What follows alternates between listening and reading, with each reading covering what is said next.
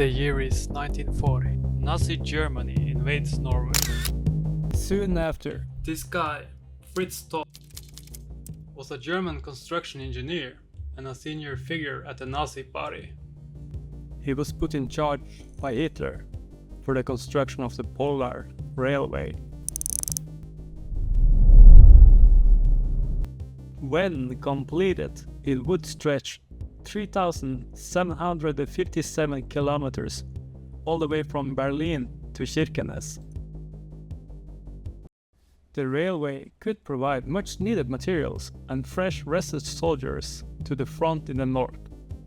The railway was also intended to bring crucial supplies back to German weapon production, such as iron ore and pyrite from the mines in Sweden and nickel from what was then Finland. In May 1942, Hitler had tasked the paramilitary construction organization Todt with building everything that the German Wehrmacht decided to construct, including bunkers, coastal forge, road networks and railways. The organization was founded by engineer Fritz Todt in February 1938, and he had achieved significant success in building the German Autobahn and various other construction projects. The railway crossed 67 degrees north over Saltfjellet and 71 degrees north at the innermost part of Porsangerfjorden. For Hitler, the Polar Railway was a key to securing long-term control over Norway.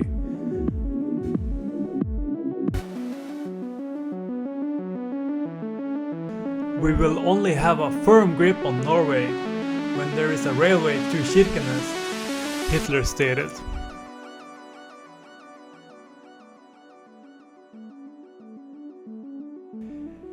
There were extensive German plans already before the invasion of Norway on April 9, 1940. The largest of them all was a railway line from Oslo to Kirkenes, with branches to Swedish and Finnish railway networks and a spur line to Tromsø.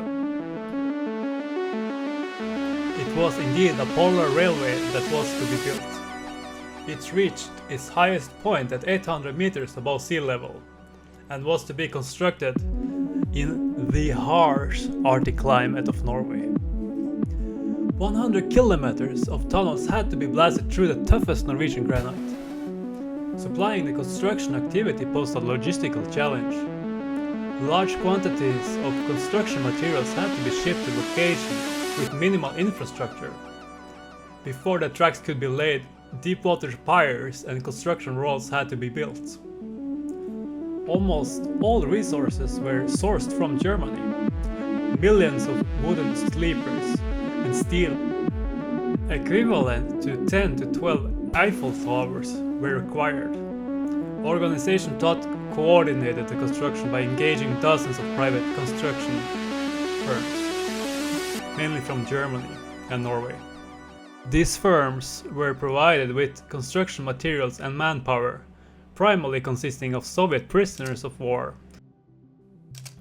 At its peak, up to 25,000 Soviet workers on the construction sites. Recent research on German activities and construction efforts in Norway reveals that northern Norway and the northern Calotte gained increasing importance for the occupying forces during the war years.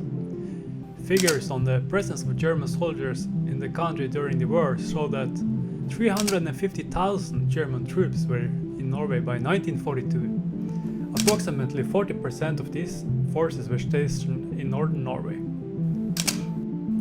In November to December 1944, after the withdrawal from Finland, the strength in the north reached nearly 540,000 soldiers. In addition, approximately 90,000 Russian and Eastern European prisoners of war and slave laborers were present. 60% of these were located in northern Norway by the end of the war.